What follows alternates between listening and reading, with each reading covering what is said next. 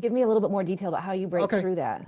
Yeah. So I think what happens is once you slow things down and initially you express appreciation for something that's maladaptive. So this goes back to the dialysis patients. They're skipping treatment.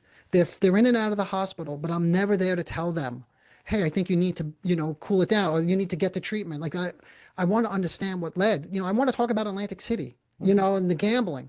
So once you get closer to their subjective experience, the defenses that you mentioned just a moment ago begin to come down. Why?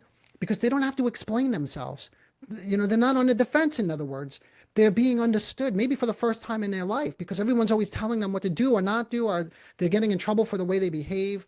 So, anyway, the first step is always then getting as close as possible to their subjective experience and then validating that. That typically right there helps them get into a more regulated state of mind. The defenses come down, and that's when the work begins. But it starts with validating, like, yeah, listen, now, and I'll say to them, now that we're going over this, I can understand why you yelled at your wife. It doesn't seem like you're so crazy. And they're like, oh, because they think they're, they lose their, and they think that they're crazy too, if they're not too busy blaming their wife, right? But so validating them or, and again, not agreeing with it's not agreeing or condoning it, but Right. it's just trying to understand from their perspective why they behaved in such an irrational, wild, crazy way. And then the defenses come down and now things are slowing down. And that's when we can begin, what we call the work. Not that it's all work, by the way. This is a lot of work just slowing them down, but this is Right. all part of the process. Yeah. Yeah, that's good.